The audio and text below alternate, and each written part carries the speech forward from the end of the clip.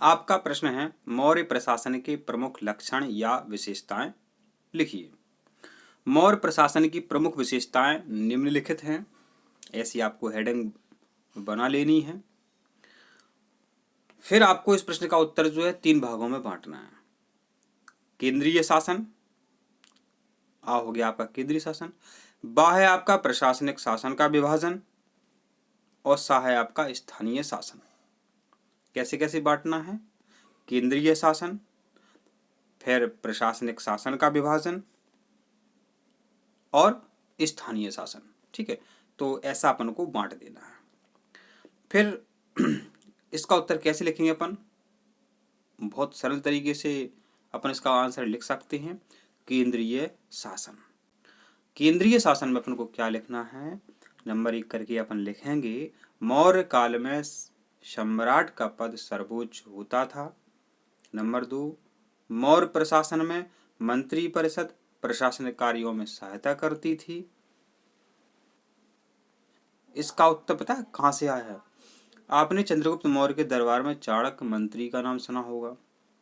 चाणक्य मंत्री जो थे वो प्रधानमंत्री थे, तो वो प्रशासनिक कार्यों में सहायता करते थे। ठीक है, तो इस दूसरा जो पॉइंट है आपका इसी से बन जाता है कि मौर्य प्रशासन में मंत्री परिषद प्रशासनिक कार्यों में सहायता करती थी। तीसरा पॉइंट है आपका मौर्य प्रशासन में राज्य का सर्वोच्च न्यायालय सम्राट होता था। माने मौर्य प्रशासन में राज्य का जो सर्वोच्च न्यायालय है कौन होता था? सम्राट। माने अंतिम निर्णय जो है राजा का ही माना जाता था। फिर है प्रशासनिक शासन का विभाजन।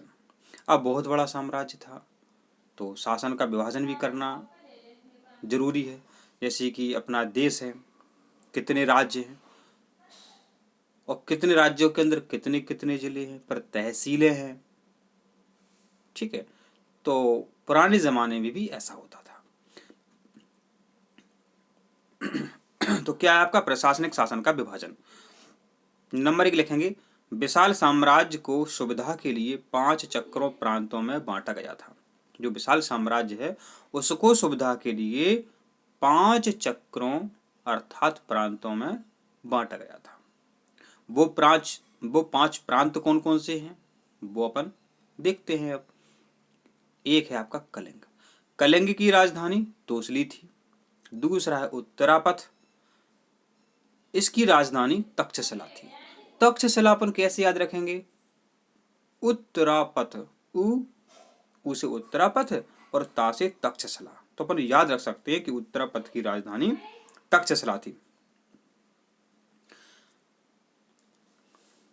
तीसरा प्रांत था प्राच्य, तो प्राच्य की राजधानी पाटलिपुत्र थी। तो प्राच्य पाटलिपुत्र।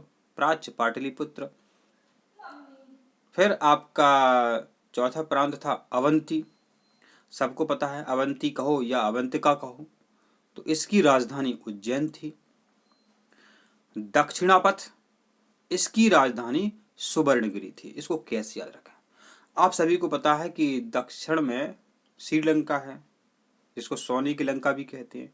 दक्षिणापथ, ठीक है, तो दक्षिणापथ की राजधानी सुवर्णगिरी थी। अब है स्थानीय शासन।